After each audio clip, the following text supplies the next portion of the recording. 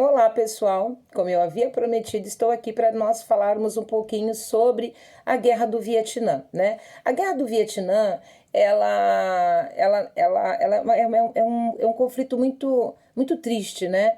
Uma das imagens que marca muito, não sei se vocês já viram, é uma menininha, né? Nua, correndo por conta de um bombardeio, né? Por conta de uma arma química e aí ela tá toda queimadinha, o corpo todo queimado. Depois eu vou até colocar lá no Classroom, eu vou colocar também essa imagem, tá? Para vocês poderem lembrar que aquela imagem é a imagem da Guerra do Vietnã. Uma canção também que mostra muito a Guerra do Vietnã é aquela música Era um garoto que, como eu, amava os Beatles e os Rolling Stones, né? E virava o mundo sem para cantar as coisas lindas da América. Não era belo, mas mesmo assim havia mil garotas afim. E mostra, né, a juventude americana indo para uma guerra onde não havia um motivo, né? Um motivo direto, né? Quando nós falamos assim, quais foram os motivos da Segunda Guerra Mundial? Lutaram contra o nazismo. Mas a Guerra do Vietnã, que é esse conflito, né, bipolar, né, entre o mundo capitalista e o mundo socialista, ele é um conflito que, de fato, você não tem algo, né, verdadeiramente significativo dentro de um cenário de proteção territorial.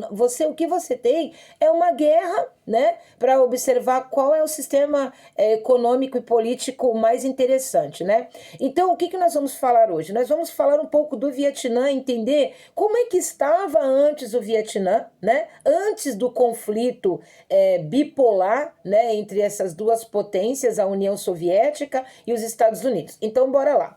Então, vamos entender assim, pessoal. O Vietnã, ele era de domínio francês. Nossa, Ana Paula, mas coitado, já estava sob domínio francês? Sim, o Vietnã, ele estava sob domínio francês lá por volta do ano de 1887, ele já estava sob domínio da França dentro daquele movimento imperialista que nós falamos, né? Nós falamos que tínhamos potências imperialistas, né? Que dominavam vários territórios. Muito bem. Então a França era um desses e a França dominava o Vietnã. E não era só o Vietnã.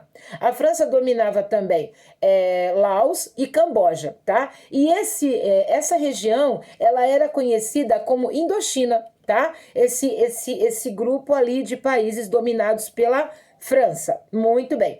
Porém, o que acontece? Nós havíamos falado que na Segunda Guerra Mundial, infelizmente, nós sabemos que a França ela sai destruída da guerra, né? Os países europeus saíram completamente cheios de feridas, né?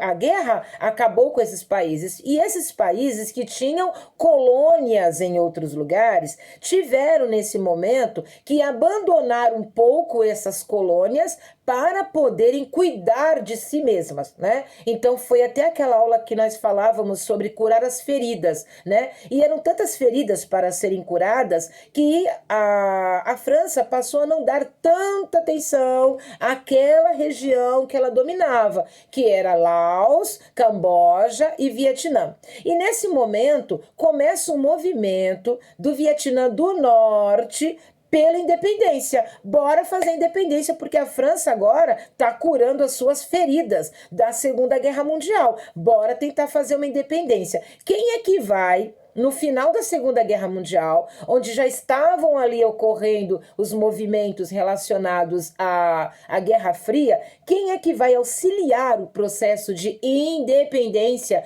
do Vietnã do Norte? Quem?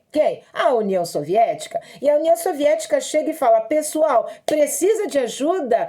Tô dentro, eu ajudo. A China também, de Mao Tse-tung, também entra e fala: ó, galera, se precisar, eu tô aqui. E eles precisaram e eles aceitaram esse apoio.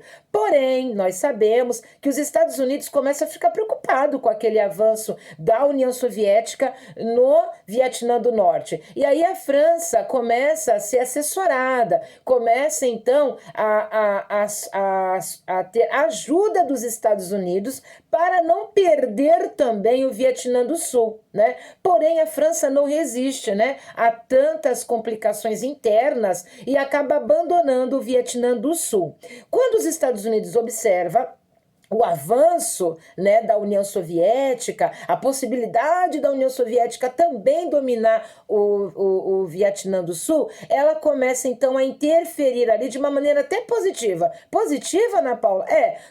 O que os Estados Unidos da América vai fazer? Vai investir no Vietnã do Sul, dando dinheiro para realmente o Vietnã do Sul se transformar em uma vitrine capitalista, né? Uma vitrine capitalista para que todos os países que pensassem em mudar o seu sistema político para o comunismo, eles observariam o glamour, né, do Vietnã do Sul. Então, os Estados Unidos investiu significativamente com dinheiro para que o Vietnã do Sul se transformasse, então, em uma grande vitrine capitalista ali na Ásia.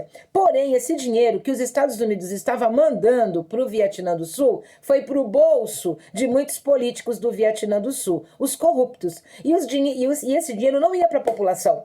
E a população estava passando fome, estava passando necessidade. E aí, é nesse momento que a população está passando fome, a população está passando necessidade, que vai aparecer quem? Os Vietcongs, que eram guerrilheiros, tá? Eles eram guerrilheiros do Vietnã do Sul. E ele quer o quê? O que esses Vietcongs eles querem? Eles querem realmente o Vietnã livre da França, livre dos Estados Unidos. Eles querem acabar com essa dominação.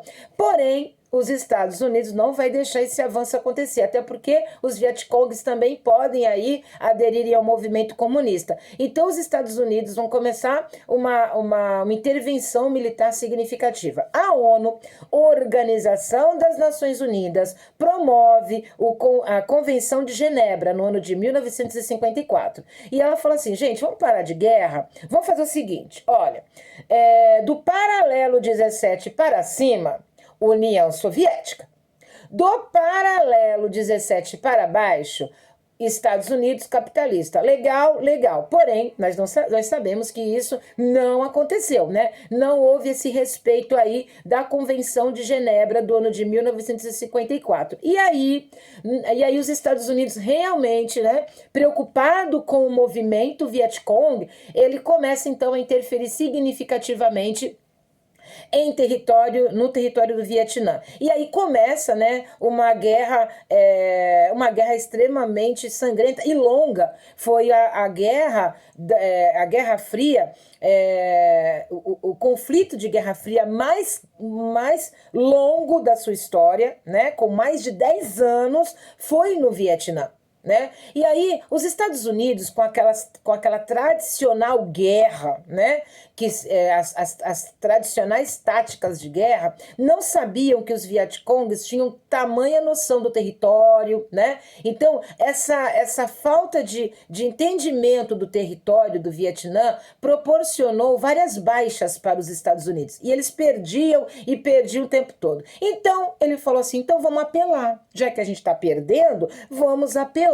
E aí eles começaram então, gente, a trabalhar com o quê? Com arma química, né? Que é aquela menininha, né, correndo nua, queimada, né? Então, aí ele usa o quê? Essas armas químicas, ele usa o quê? Ele usa o agente laranja, napalm, usa e outras armas químicas ele também usa aí, tá? E aí o que nós vamos ter? É nesse momento dessa crueldade de usar arma química na população que, infelizmente, a opinião pública começa a pressionar os Estados Unidos e fala assim, cara, o que você está fazendo?